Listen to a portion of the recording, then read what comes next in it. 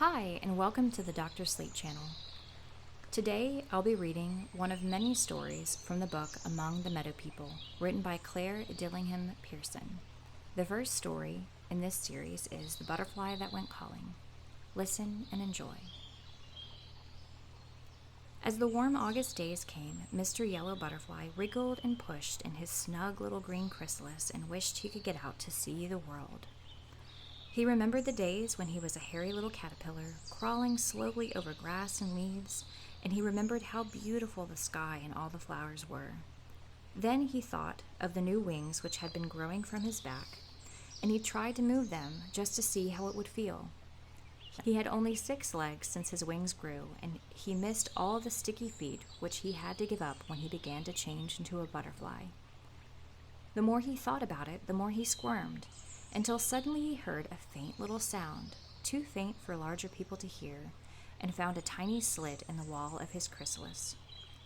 It was such a dainty green chrysalis with white wrinkles that it seemed almost a pity to have it break. Still, it had held him for 8 days already, and that was as long as any of his family ever hung in the chrysalis. So it was quite time for it to be torn open and left empty. Mr. Yellow Butterfly belonged to the second brood that had hatched that year, and he wanted to be out while the days were still fine and hot. Now he crawled out of the newly opened doorway to take his first flight. Poor Mr. Butterfly! He found his wings so wet and crinkled that they wouldn't work at all, so he had to sit quietly in the sunshine all day drying them. And just as they got big and smooth and dry, it grew dark, and Mr. Butterfly had to crawl under a leaf to sleep. The next morning, bright and early, he flew away to visit the flowers. First, he stopped to see the daisies by the roadside.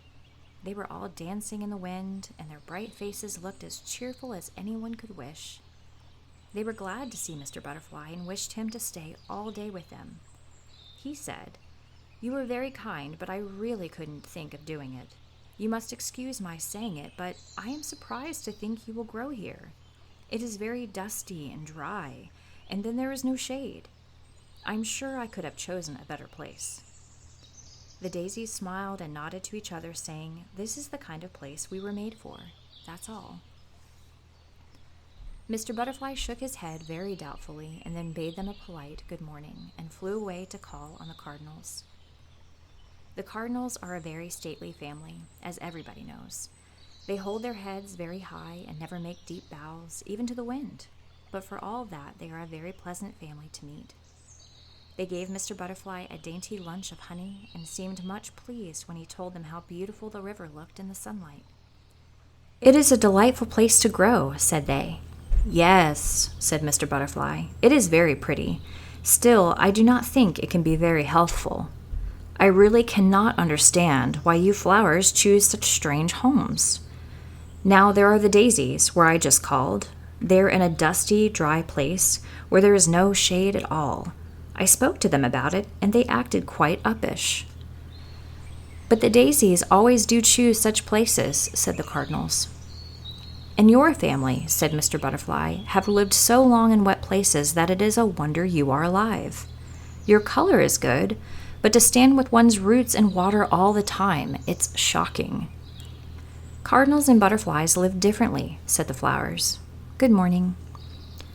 Mr. Butterfly left the river and flew over to the woods. He was very much out of patience. He was so angry that his feelers quivered, and now you know how angry he must have been. He knew that the violets were a very agreeable family, who never put on airs, so he went at once to them. He had barely said good morning to them when he began to explain what had displeased him. "To think," he said, "what notions some flowers have.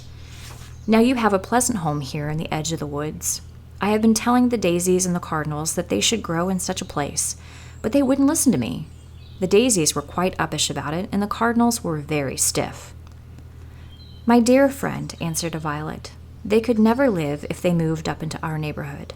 Every flower has its own place in this world, and it is happiest in that place. Everything has its own place and its own work, and every flower that is wise will stay in that place for which it was intended. You were exceedingly kind to want to help the flowers, but suppose they had been telling you what to do?" Suppose the cardinals had told you that flying around was not good for your health, and that to be truly well you ought to grow planted with your legs in the mud and water. "Oh," said Mr. Butterfly. "Oh, I never thought of that. Perhaps butterflies don't know everything."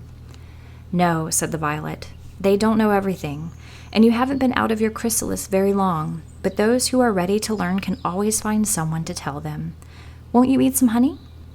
And Mr. Butterfly sipped honey and was happy. Thanks for listening.